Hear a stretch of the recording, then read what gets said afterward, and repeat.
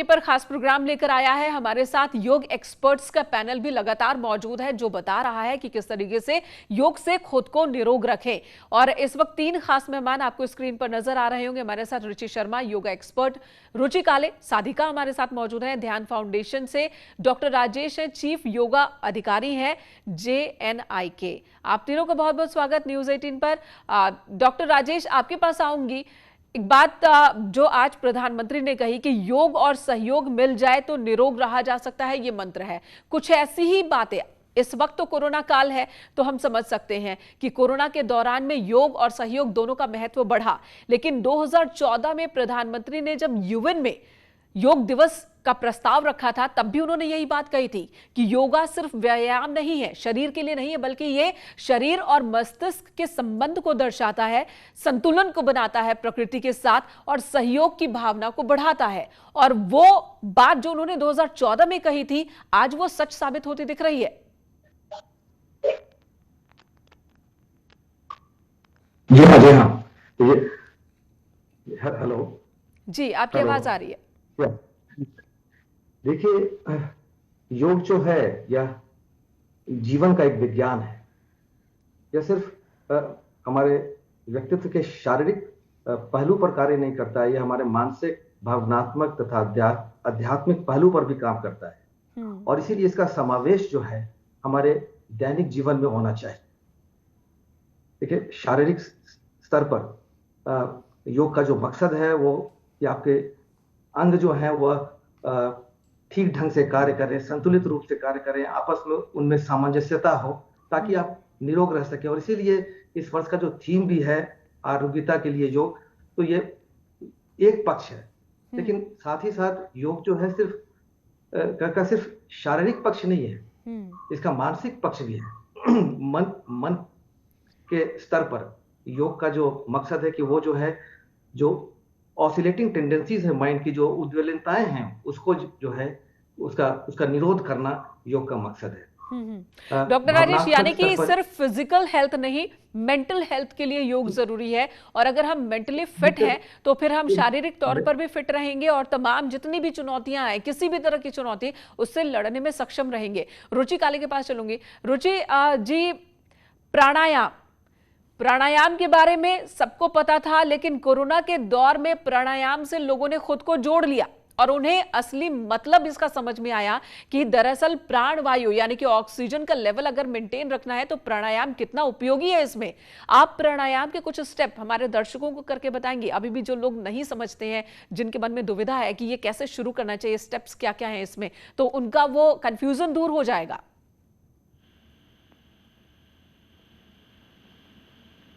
सही कहा कि प्राणायाम बहुत ही हमारे पास एक बहुत ही पावरफुल टूल है। एक्चुअली योग का ये एक हिस्सा है और योग हम जानते हैं कि हमारी एंशिएंट साइंस है, 5000 वर्ष पहले हमें दी गई है। उनको जो ऋषि मुनियों को ज्ञान था और जो उनको अनुभव हुए हैं, हमने ध्यान आश्रम में, ध्यान फाउंडेशन के अनेक सदस्य लाखों में हैं, विश्व भर में इसका जब हमने अपनी जीवन में इसको प्रयोग करा है, हमें लाभ हुआ है। हमारे साथ बहुत सारे डॉक्टर्स हैं और वो फ्रंट लाइन वॉरियर्स जिन्हें बोला जाता है, उन्होंने इस कोरोना टाइम में इसका प्रयोग किया और वो खुद सुरक्षित रहे। तो इससे बड़ा प्रमाण क्या हो सकता है कि उन्होंने खुद को सुरक्षित रख के अपनी सेवा में कभी कोई उत्साह में कमी नहीं होने दी, अपना कार्य अच्छी तरह से करा और इसका लाभ हम सब ले सकते हैं। इसीलिए हमारा जो उत्साह बना हुआ है, हम उसको दूसरों तक पहुंचाने की आपकी तरह कोशिश कर रहे हैं। हमारे ऑनलाइन सेशंस चल रहे हैं, तांडव मुद्रा पोस्चर्स हैं, हमारे सनातन क्रिया सेशंस हैं। इसमें सारे के साथ हमारा आसन, प्राणायाम, प्रत्याहार, धारणा, ध्यान, समाधि, सारे 8 अंग जो हैं, ये हमने इसको सम्मिलित कर रखा है हमारी सनातन क्रिया में, जो हमें अश्विनी गुरुजी ने दी है। तो रुचि जी ये बताइएगा, 2020 से पहले योग को लेकर लोगों में उत्साह, और 2020 जब कोरोना ने दस्तक दी, उसके बाद योग को लेकर लोगों की सोच, क्या अंतर देखने को मिल रहा है? होता है, हमारे को एक डर बना दिया है। तो वो डर, अगर हम संतुलित हैं और हमारे अंदर एक काम है, बैलेंस है, जब हम योग करते हैं, प्राणायाम करते हैं, तो हम क्या कर रहे हैं? हम जा रहे हैं प्रकृति की ओर, प्रकृति से जुड़ रहे हैं। और जब हम प्रकृति से जुड़ते हैं, हमको आनंद का आभास होता है। हमारे अंदर जितने भी फियर, एंजाइटी जिसे बोलते हैं, वो क्या करते हैं? हमारे अंदर एक स्ट्रेस लाते हैं, हमारी इम्यूनिटी को डाउन करते हैं। तो क्या करना है? इम्यूनिटी को बढ़ाना है, इम्यूनिटी को अपनी पोटेंशियल पे रखना है। कैसे करेंगे? जैसे आपने प्राणायाम बोला है, आप इंटरनलाइज करते हैं, आंखें बंद करते हैं और एक श्वास की प्रतिक्रिया लेते हैं, जिसमें आप जब सांस लेंगे तो आपका पेट बाहर आएगा, और जब आप श्वास छोड़ेंगे तो आपका पेट अंदर जाएगा। तो पेट बाहर और पेट अंदर। हम लोग क्या करते हैं नॉर्मल जीवन में? हम भूल गए हैं, क्योंकि हम प्रकृति से दूर चले आए, इतने आर्टिफिशियल हो गए हैं कि हमको श्वास लेना ही भूल गए। हम लोग अपनी छाती को यूज करते हैं, खुद को महसूस करना और खुद को प्रकृति से जोड़ना जरिया योग है।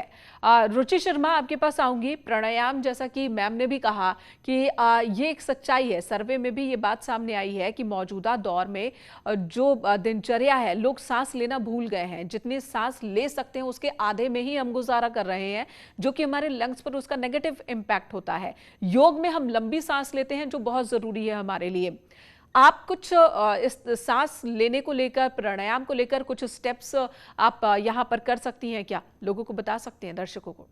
देखिए, कभी भी आप बैठ जाएं, या कोई ऐसा कोई टाइम नहीं है फिक्स्ड, आप आराम से बैठ जाएं, सिर्फ अपनी आंखों को बंद करें और नॉर्मल इनहेलेशन एक्सहेलेशन सांस लेते रहें, नाक से और सांस छोड़ते रहें। लंबी गहरी सांसें होनी चाहिए, लंबी गहरी लंबी गहरी लंबी गहरी सांसें, ठीक है। और एक कपालभाति प्राणायाम, जिसको प्राणायाम नहीं कहते हैं, ये क्रिया में आता है, षटकर्मा क्रिया में क्लींजिंग, उसमें हम नाक से फोर्सफुली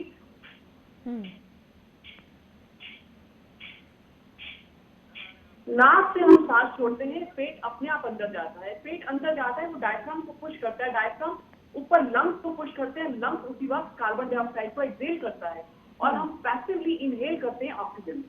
तो ये एक क्लींजिंग प्रोसेस हम रोज कर सकते हैं, अपना कंफर्टेबली बैठ के जितना हो सके उतना कर सकते हैं। धीरे धीरे करें इसको। उसके बाद हम एक सेक्सुअल ब्रीदिंग कर सकते हैं कि हम, जैसे सही कहा कि पेट को फुलाना, पेट को फुला के चेस्ट को फुलाएं, चेस्ट को फुला के हम अपने कंधों को ऊपर और नीचे ले जाएं, पूरी तरह से सांस भरें नाक में, पेट बाहर, चेस्ट एक्सपैंड करें और कंधों को ऊपर और नीचे ले जाएं। और जब सांस छोड़ें तो कंधे नीचे आएंगे, चेस्ट कॉन्ट्रैक्ट होगी और पेट अंदर जाएगा। तो इस तरह से ये भी करीब 10-12 सांसें इस तरह से ले लें। उसके बाद भस्त्रिका प्राणायाम आता है। भस्त्रिका प्राणायाम में थोरेसिक रीजन, चेस्ट पे हम कॉन्सेंट्रेट करें और चेस्ट से लंबा इंहेल और लंबा एक्सहेल करें।